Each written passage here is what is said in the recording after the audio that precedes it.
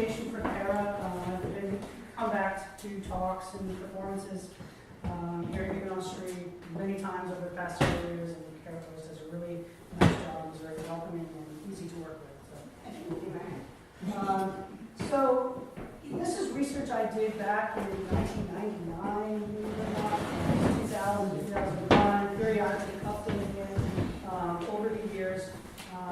And when I started doing this research, it was because we were talking a little bit at Huguenot Street about Black history and the history of slavery on our tours. It was fairly broad brush, and there wasn't much detail. There weren't a lot of facts that were understood. And as I was working as archivist, going through the papers, cataloging those materials in a very systematic way, I kept running across all these little tiny references all throughout the papers to African American slaves. There's not one collection at Huguenot Street that had, it's like the African American collection. It was just every, a bill of sale here, listing an account book here, mentioning a letter here. And as I went through that over a couple of years, I started to see this story. And then adding research to that, I was able to put together the story that we are now using much more in depth in the tours on Huguenot Street and research locally in general. So I'm going to start with just a very quick overview of New Paltz in general. So of course you all know the story, founded by Huguenots or Walloons, depending on how you want to call them, in 1677, 78. These were religious refugees, leaving Europe, coming to find new opportunity in America. And so early on, it was a very small, homogeneous settlement. What do I mean by that? Almost everybody in early New Paltz spoke French or Dutch or a combination of both. Most of them were related to one another. In 1703, I think there were 130 people in the town. Again, a very large majority of those were these French Huguenots and some of these other Dutch Protestants. So there's a lot of similarities in experience and outlook and religious beliefs and all of that. And they specifically shared the identity. And this is very clear in the early documents and in documents by some of their descendants, even just a few generations removed, about this that they knew that they were religious refugees and they were proud of that fact. And that idea permeated the settlement of New Paltz, even to the point where when some years in the early 18th century, there were these Huguenot refugees that were coming over, new Huguenot refugees that were coming on over. New Paltz took them in, and the church provided poor relief for them, food and shelter, and in some cases, financial means, because they recognized the shared experience and they wanted to help one another. As the community grew over time, if you think by 1790 there were a few thousand people in New Paltz. Now you had a much broader diversity. Lots of English-speaking peoples from all over the UK. Not that it was the UK then. And you had people from, certainly you had African Americans here, you had people from Germany, Sweden, and everywhere else. It was becoming, much like New York was becoming a much more diverse society. A lot of the new people coming over didn't have the means of the now somewhat prosperous old families of New Paltz, and so that created interesting tensions and some wealth disparities that had to be dealt with in the town. So New Paltz, even before New Paltz was formed, slaves were part of the community. African slaves were part of the community. Louis Du Bois purchased two enslaved Africans from an auction in Kingston in 1674. These two gentlemen later ran away and were picked up down south by a man named Lewis Morris, who had a large plantation in the Caribbean. He claimed that these two slaves were stolen and then sold to Louis Du Bois. And there was a court case to determine who was the actual owner. We don't know the outcome of that case, but it just goes to show you right from the very beginning. In the 1680s and 1690s, there are purchases by the Dale family of a couple of slaves. And Louis Du Bois' wife, Catherine Cotton, I won't get into the name, his widow, Catherine, in her will, set forth to free 2 young women who were slaves. And she did this in a way to make it difficult for her own family to contest that. Again, we don't know how this all came out, but so you're getting these hints of the story started right from the very beginning, that it's part of the community. Throughout the 18th century and into the early 19th, the number of slaves grows immensely, and we'll talk about this in a moment. So the first thing, where did the enslaved Africans from New Paltz come from?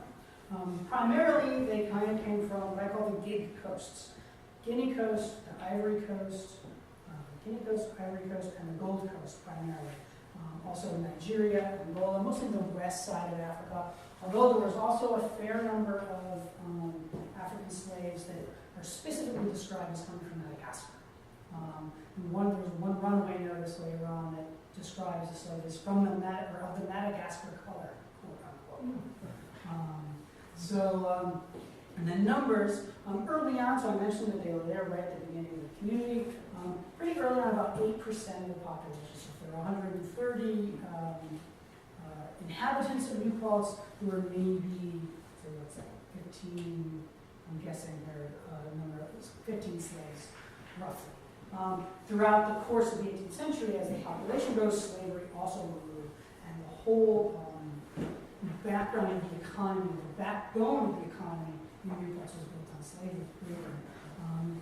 We're now about 15% of the population.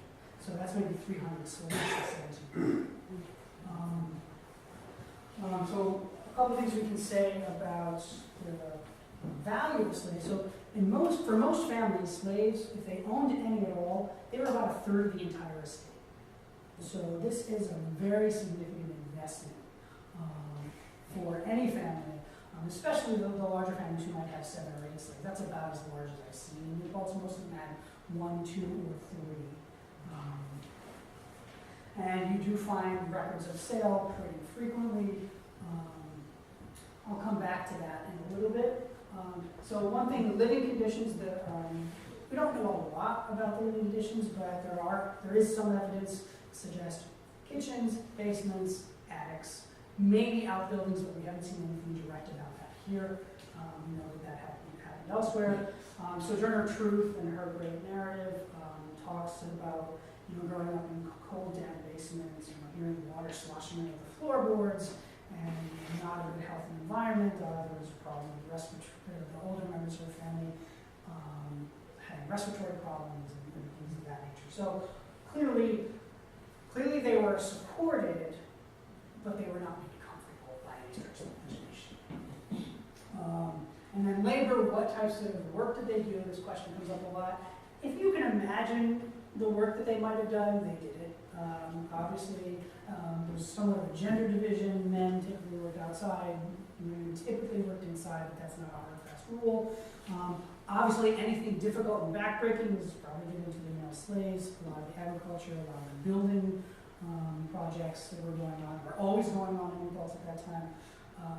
But also, there are plenty of records of enslaved Africans learning trades and becoming expert animal handlers, blacksmiths, carpenters, shipwrights. So, in looking at the relations between masters and slaves, it's kind of hard to imagine what a difficult situation that was, really for both sides, obviously much more for those that were enslaved. You just have this severe balance of power issue. So, and you can think of all of the ways that created tension, and we'll talk about fear, and enmity, and propensity for violence. The biggest issue that happened in the North a lot, more than in the South even, is the separation of families. If you were a slave-owning family here in New Paltz and you had 2 slaves, that slave probably did not come with a family of 2 or from a family of 2, so there was lots of separating.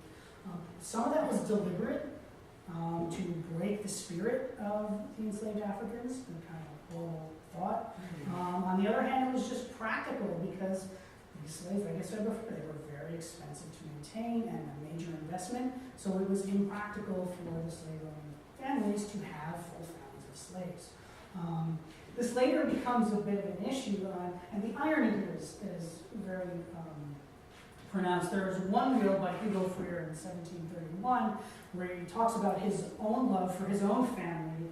I love my wife and my daughters, and because I love you so much, this is almost verbatim, I'm going to give you this slave boy, which is, you look at the history, is very clearly taking him away from his mother and giving him to this new household. On the other hand, in 1760, there's a letter from one of the Beviers talking about how he was remarking on another family that specifically set legal parameters in place through the will that these families were not to be separated. So, especially as you're getting toward the revolution, there's a little more sense of this liberté and égalité, that so those ideas are starting to come into play. There's starting to be a concern about maybe keeping families together when that's possible. Of course, it's a very difficult situation. Both the slave masters and the slaves themselves lived in constant fear and enmity toward one another. There are examples of difference. Hyla Bevere in about 1800, a young Hyla Bevere writes home to her family when she's away at school, "Give my love to all the black people, especially Philip and Ben, who were the oldest." So obviously there's some warm paternalistic feelings between them, but there's lots of evidence contrary. There are murders, there are slaves who have murdered their masters. There were certainly major revolts in New York City and in Albany. There was a near revolt in Kingston in 1775.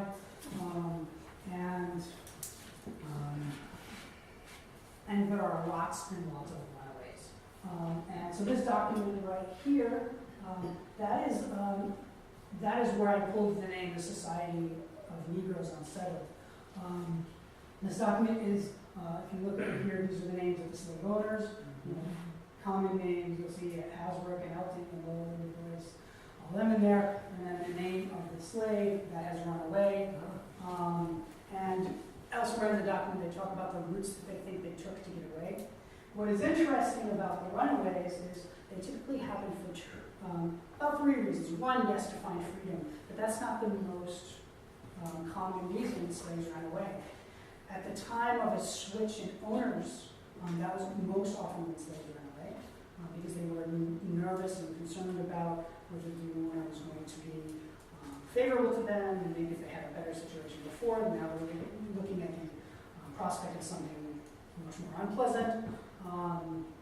Also, every time there was a switch in ownership, that opened up the possibility of separating families. And most of the time when someone ran away, it was not with the prospect of permanent freedom, but because they wanted to spend time with a loved one who was far behind. So even accepting the punishment that they knew would come from being discovered, it was still worth it to spend however much time with their loved ones.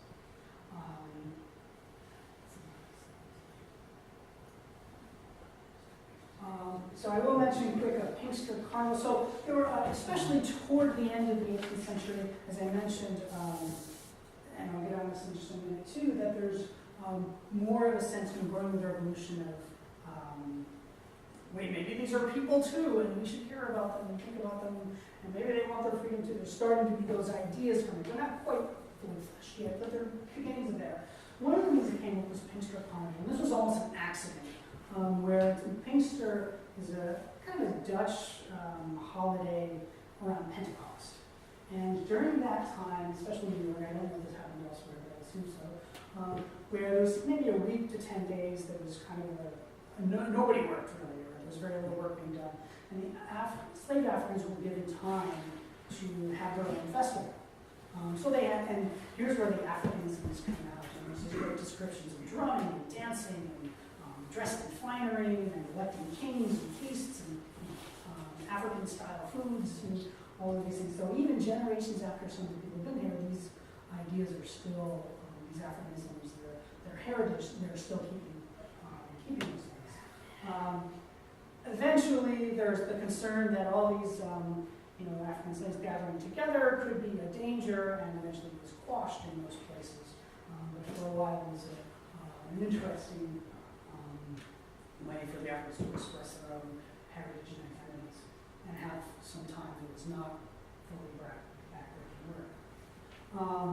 So I mentioned a little bit as we got toward the revolution that attitudes were becoming a little more liberal in relation to, and that's the small L liberal, related to slavery in general, and we're getting the beginnings of the abolitionist thinking. And what's interesting is if you look at the early 18th century, the laws that are being passed in New York State, it's mainly to restrict slaves and their ability to gather, their ability to buy things like alcohol and firearms, their ability to travel at night, all those things. As you get closer to the end of the century, into the 1770s and up to 1800, you're starting to see the legislation turn around to now they're trying to protect the slaves versus the abuses of unethical masters. And that culminates in 1799 Manumission Law, which set forth the gradual abolition of slavery. That's a pretty complex law. I'm not going to go into all of it now. But for the most part, most slaves were freed in the 1820s as part of this. In many cases, someone who was born a slave would be a slave until roughly 1820 or so, and then they would be freed at that point. There were some loopholes to where slaves could be kept as late as the 1840s, legally in New York. And then I know that our other speaker, Keith, is going to talk more about abolition and that part of the history. I do want to say that we did have abolitionists coming in and preaching in Methodist churches and Quaker churches in the area. One in particular, Dr. Timothy Tilton gave a speech locally that was very well attended. And then finally, the Civil War. Certainly a number of African-Americans freed slaves did take part in that and became soldiers and saw action. And there's one story where an African slave a former African slave who fought down south came back and was running into red tape with the government about his pension. And which was not uncommon even for white soldiers at the time, but certainly I think it was maybe added red tape if you were a black soldier. But the local GAR, the Grand Army Republic, this is the veterans organization of that time, they fought on his behalf and won his case. So that's a really heartwarming story about that. Once slaves Africans found their freedom, it wasn't a walk in the park, shall we say. First of all, when they were set free, in a lot of cases, the language used in the documents was abandoned, and there's a lot of truth to that, where now, how do they support themselves? How do they support their families? In some cases, you have a freed man, but his wife and his children are still slaves, maybe living in another town away, which at that point, could be quite a hefty community. And just the ability to try to piece together jobs and use the training they had to make a living was very complicated. A lot of them found themselves in the courthouse and things of that nature. The question of integration is an interesting one. This picture here is from about 1900 from a school, so there was some educational integration that happened, but it took some time. A lot of the slaves would stay working for their masters now for a wage. And in some cases, the remuneration they received was not necessarily as much as they were getting before. Maybe just enough to afford their room and board costs, kind of a thing. So that was difficult, and obviously these people were not accepted as full members of society, at least for many years. Many of the now free blacks left places like New Paltz for the cities and formed larger communities of their own there. You also have little communities out of the way. There's Eagle's Nest, which is in Hurley. There's the Ronco situation, and there's places throughout the Hudson Valley where a number of free blacks formed together, bought some land, kind of way out of the way, not great land, but it was far enough away from the white settlements that they felt that they could have their own community, and some of these were quite successful for some time. You also have Pencil Hill in New Paltz, which is a road now that was a black community for many years.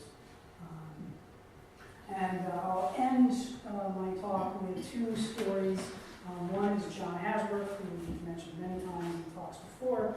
He was a freed slave of the Hasbrook family, and before he was freed, he was taught to read and write, which gave him enough skills to be able to make a living for himself. A difficult one, and there are account books of his kept in the local library, showing him accounting. It's interesting to see him as he's writing the first few pages. He's not really sure what he's doing yet, but as he goes through, he learns, and he gets much better at accounting for expenses and debts. So in the book, there's a note written by a librarian from maybe the early to mid 20th century. This is color Margaret's father's books, unimportant, right? So the attitude still lasting well into the 20th century. However, I'm always happy to say that since these books have been rediscovered, they've been the subject of maybe 3 or 4 different articles and many presentations. So I think John Hasbrook and his family is getting his due. I believe his son was, that's somebody else. Reverend James Murphy is an interesting case. This was discovered by a researcher in the archives of Huguenot Street. In the back of a Revolutionary War muster roll, there's this narrative in one of the local churches about this minister named Reverend James Murphy, who was born to a black woman, but was very light-skinned and passed himself off as white. And he went through seminary and became a well-respected pastor in the area for the Reformed Church of Rochester. And 2 of the women from that church found his heritage, found out that he was a son to a former slave, and tried to have him expelled as minister. And the congregation as a whole rejected that and kept him as minister, although the scandal was a lot to cause him much grief over a long period of time. So these are just the hints of the story at a local level that we've come across over the years doing this research. And now I'm going to turn it over to Keith to give us maybe a fuller story of what was going on in the broader picture. I'm Keith Stokes. I'm part of the 1696 Heritage Group with my wife and some other partners. And we've been spending the last almost 20 years interpreting on behalf of historical societies, nonprofit organizations, government authorities, interpreting the history of early African and Sephardic Jewish history in America. And it's been a lot of fun for me because I come from that heritage. And in fact, my kids are 11th generation Newporters, so I'm very excited to be here. We need to return to take the walk through here because I'm sure many of you that are ancestors that are tied to French Huguenots, you know how important your heritage is and how important to pass that heritage on to the next generation. And my kids, who are young adults now, still get it. They still get it, they're still interested in it, and they still appreciate it. They fight all the time on who gets what airman, so we have to figure that out. But I'm going to begin with why I'm here today, why I present, but more importantly, how I present. And it comes from not scholars, not a great academic leader when I was in college, but my grandmother, my maternal grandmother, who used to always say to me, each and every day it felt like when I was a little boy, as Africans and having African heritage, slavery is how we got here, but it says little to who we are as a people. So my grandmother kept reminding me, slavery is how we got here, but the story of who you are and who our people are is so much more important. So my life journey, my interpretation, is less on the institution of slavery. In fact, I won't speak too much of slavery outside the context of how it was established in Newport, Rhode Island, and how it grew. But I'll talk more in the context of the African people. In fact, the term that we use today with other scholars is, we call it creative survival.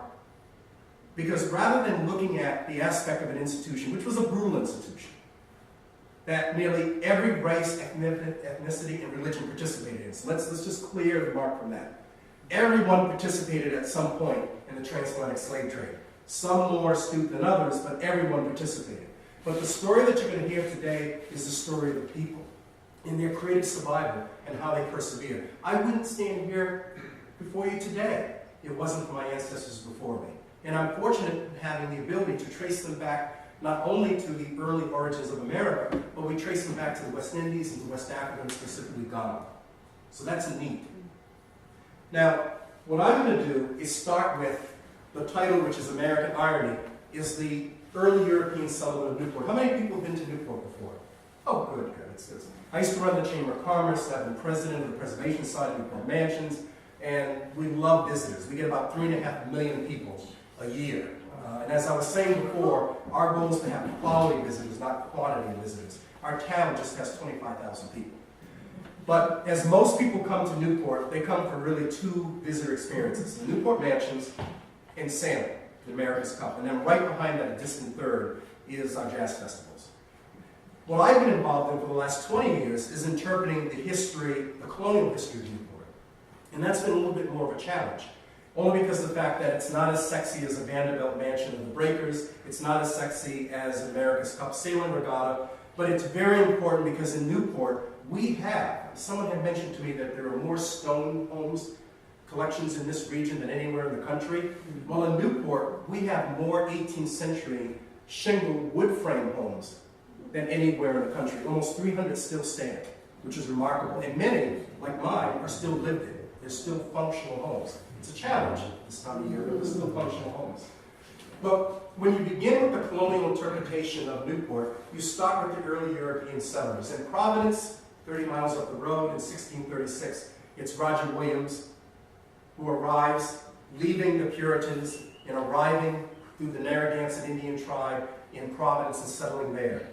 3 years later, a second group led by Anne Hutchinson, her husband, John Clark, would arrive on the actual island of Rhode Island, where Newport sits, and would found Pocasset, which becomes Portsmouth in 1638, and then Newport further down south in 1639. So that's why the smallest state has the longest name, colony, and now state of Rhode Island, Providence Plantations. Providence's Plantations is the mainland. The island of Rhode Island is where Newport, Middletown, and Portsmouth sit. What's most important is that by 1663, July 2nd to be exact, John Clark is sent to England. He negotiates with King Charles II court and brings back a charter to organize this colony. But within that charter, for the first time, at least European organized law, it begins to provide tenets of religious toleration, not freedom. These were Christian Protestants who were looking to establish free worship as Christian Protestants in an English colony. So what they built into this charter, which is said so well here, it sits in our state capitol, if you can't read it, to hold forth a lively experiment that a most flourishing civil state may stand and best be maintained and amongst our English subjects with a full liberty in religious concerns. Roger Williams was so passionate about having complete religious freedom as a Protestant Christian. When he established Providence with 12 families, one was a French Huguenot, and then several other French Huguenots would arrive and then relocate to what is called East Greenwich, about 10 miles to the south. Roger Williams felt so passionate about religious freedom. He felt that once you start to create organized religious structure, having a church structure or a meeting house structure, having a formally ordained minister or leader of the church that begins to separate man or people from God. So during Roger Williams' lifetime, there was never built a Baptist meeting house structure. That would come generation later by 1775, which sits in Providence today as the First Baptist Church. But Roger Williams felt so strongly that once you introduce organization, oversight, structure, pageantry, you begin to separate. You create barriers between man and woman and their belief in God. The Newport group's a little bit more pragmatic. John Clark would establish the First Baptist Church structure initially on his farm and then later in town, and today it's recognized as the John Clark Memorial Church.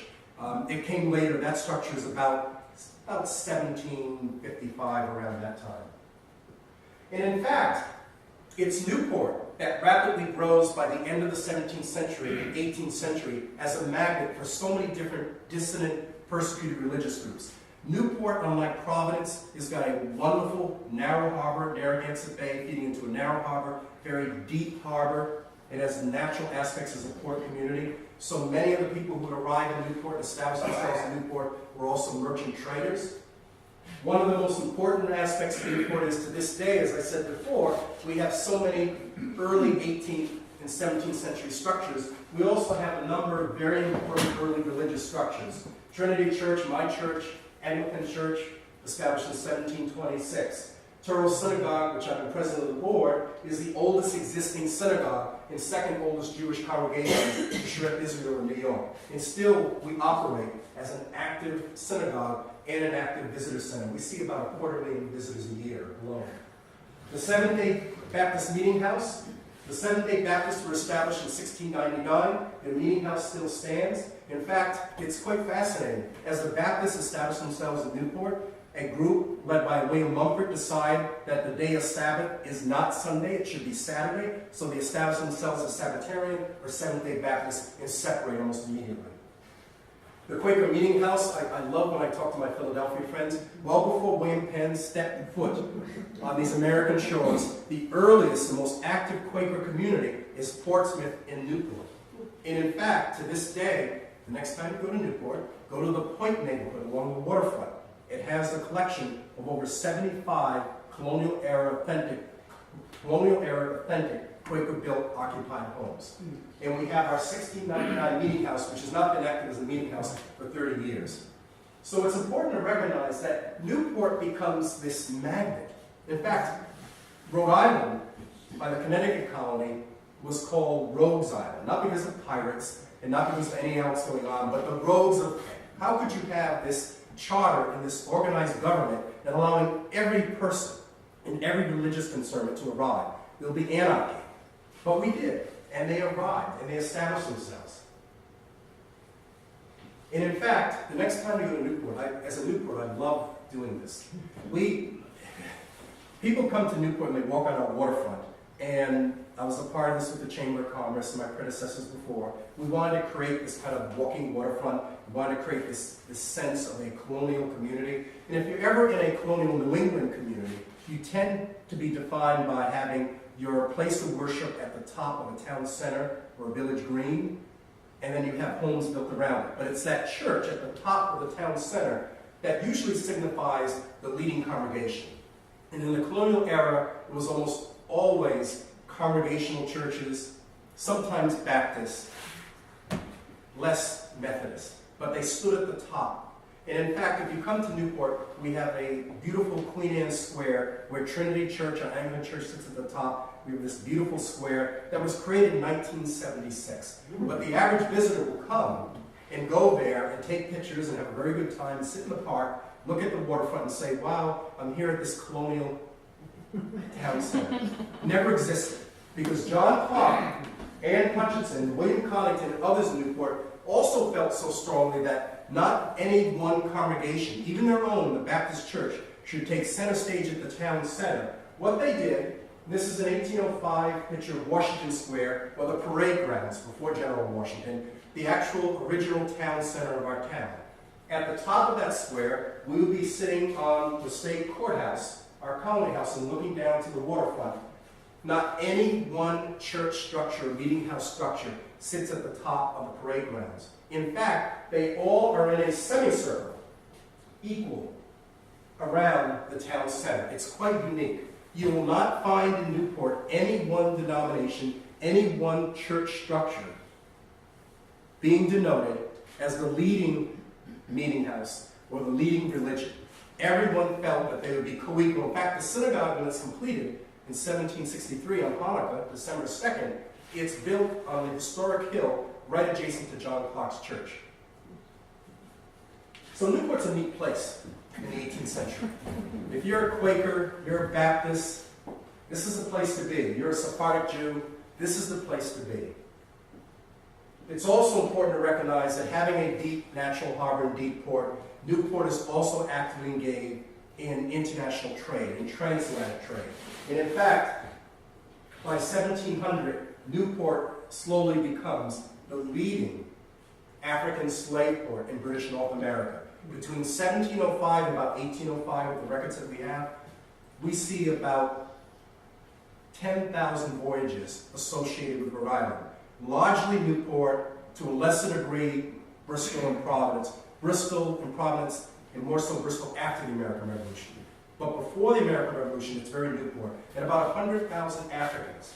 That's a small number, 100,000 from the 10 million. Most go to Brazil and the West Indies. But for British North America, Newport is the center. And they're coming into Newport largely from other English strongholds in West Africa. In fact, we have records today. I spent some time with my counterparts in England, and they've actually found a number of records. During the American Revolution, the British occupied Newport. What they didn't burn or take, they actually placed several of our public records in ships and carted it back over to England. We've actually been able to recover some of those, and particularly the merchant logs. And lo and behold, what we're finding is that a large number of Africans that were coming to Newport were coming via the West Indies, via Jamaica, Antigua, and Barbados. Barbados in the 17th century, Jamaica significantly by the middle 18th century, but via two very important West African today Gold Coast or Ghana locations, Ananabo and Cape Coast Castle. So one of the unique things about Africans arriving to Newport is that we're a British colony, we're not Portuguese or Spanish, so we're going to be trading within the triangular trade with other British strongholds. So British-owned slave fortresses in what is today Ghana, Ananabo, and Cape Castle. Slaves are being acquired by Newport ships, small ships. I mean, these are larger sloops, some brigs. So if we look at the logs and the ship records, having 25, a couple of dozen Africans is large. And then they were brought to the West Indies and sold. In the 17th century, Barbados. In the 18th century, it's Antigua, Bahamas, but really Jamaica. And there they're traded for molasses and sugar. And then molasses and sugar are brought back to Newport in hogshead barrels. And by 1755, Newport has 24 rum distilleries on the waterfront. It's producing about 80% of the Guinea rum at that time. So that triangular trade is very much tied to the rum trade. And again, Boston, New London, Connecticut, everyone is participating at some level, but it's Newport who's at the center of this. And in fact, some of the wealthiest men and families of the time are all established in Newport. So what was it like for these Africans as they arrived? Well, as I said before, we now know, very similar to New Paltz, many of the Africans arrived from the Gold, Guinea, and Cape Coast, but a significant number we now have documented came from, even down to their tribal origins, the Shanti, from what is today Ghana.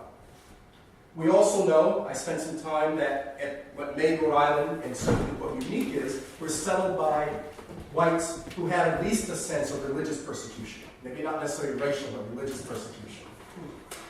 We also know, quite interestingly, most of the Africans that would arrive to Newport via the West Indies were under the age of 12. Now, it's important to recognize why this would be. I love Newport, I love it in the summertime, but our island is a lot of sand and shale, so in the 18th century, there's no cash crops. We're not growing sugar, or coffee, or tobacco, or cotton. So for the most part, our economy is a merchant trade economy based upon building, taking a product, and making it into a value-added product. So our Quaker members of our community were some of the finest cabinet makers and fine furniture makers. The Goddard families, the Townsend families. Yale University just finished a wonderful Rhode Island furniture show on some of the 18th century collections from Rhode Island. Many of these Africans who would arrive would work within those households. So what we find is that having a child at the age of 6 and 7 and 8, and some were that young, by the time that they would arrive, it would take them anywhere from 5 to 6 to 10 years to apprentice, to learn an apprentice skill. You didn't need a strong man with a strong back to work on a cotton plantation in New England, because it didn't exist. And again, it's a challenge for me sometimes to take people back and understand that African enslavement in the North and New England of the 18th century is not the antebellum South or the West Indies, which most people tend to see and feel and respond to. We also know that many of these Africans that would arrive would be actively involved in nearly every trade that was involved at that time. In fact, from our primary source records that we have, we know that Africans are in the rope making, candle making, boat building, barrel making, seamstress, We have several Africans who are listed as master chocolate grinders in Jewish households. And what's most important is, by 1770, the population of Newport is about 12,000 citizens. Just over 3,000 are listed as Africans, and nearly all are enslaved. So it's one of the largest percentages of Africans to white populations, slave populations, in all of British North America at that time. But what's most important to recognize, and a little bit different from New Paltz, is these children that arrived, where do you think they lived? They're not living separate and apart. It's an 8-year-old boy or a girl. They're living in the same household as master and mistress. And in fact, what we find is that we have it in our house. I mean, we call our attic a garret. Sometimes people will use the term attic. And we also have what we call pantry. Well, these young children would many times be sleeping in a cot in a pantry or the garret. And as they got older, that pantry was their workspace, it was their storage space, and it was their living space. But what's most important is there's no separation. There are very few examples. There are some examples in New England, in Connecticut and Massachusetts, where some of the larger states, enslaved Africans live separate and apart. But in the case of Newport, they're living in close proximity. They're living together, they're growing up into the household, they're working side by side, they have access to education and training, because to be a silversmith, to be a stonemason, chocolate grinding, you needed to have some level of measurement, you had to have a certain level of communication. So having access to education and training and apprenticeship skills was of value for enslaved Africans. So this unique circumstance, not better or worse, they're still enslaved and they have run away in this brutal circumstance for certain families, but you have this unique circumstance in the 18th century where black and white are living together, working together, and then one of the more important aspects is the religious aspect. They're worshiping together. The merchant class of Newport, they held the belief that they didn't own a slave. Their rationale for the 18th century was, we own their work. We don't own a human being, we own their work. And we see this permeating across denominations. They also felt that these Africans, better to be a slave under a Christian household with access to God and Jesus Christ, the light of Christ, than to be in dark Africa as a pagan. So the belief system at that time was that these Africans who started as relatively young children, living in a household, working side by side, would now be introduced to their religion. And what we find is that by starting in the 1740s, and then again, rushing through the colonial era, is this Protestant movement called the Great Awakening.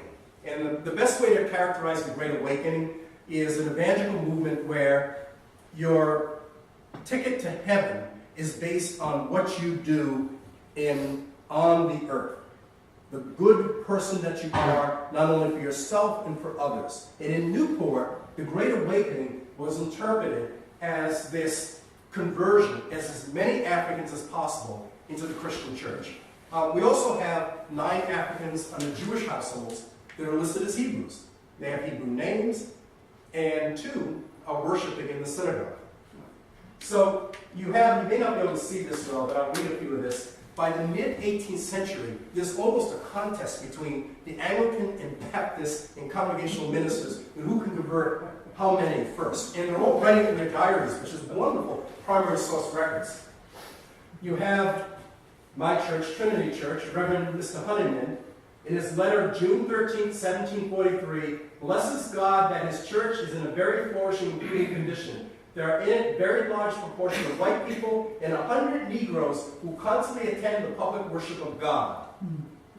So you have this Great Awakening movement, but Samuel Hopkins, a very, very active participant in the Great Awakening movement, but he translated to a whole new way. He not only believed that we should convert Africans, he also believed that once converted, once they accept Jesus Christ, and they're baptized within the church, they are equal in every single way. No one believed that. It would take a civil war and a civil rights, and even to this day, there's still tension within that issue. But in the 1770s and 1780s, Samuel Hopkins becomes this fervent believer in equality of Africans. He writes a number of treatises on the topic. He actually aggressively goes to his own congregation, which had 400 members at the time, which is a large number of members, and he provides a decree to his members, leave the slave trade or leave my church. They all scooted out mostly and went to the Second Congregational Church, the Styles Church.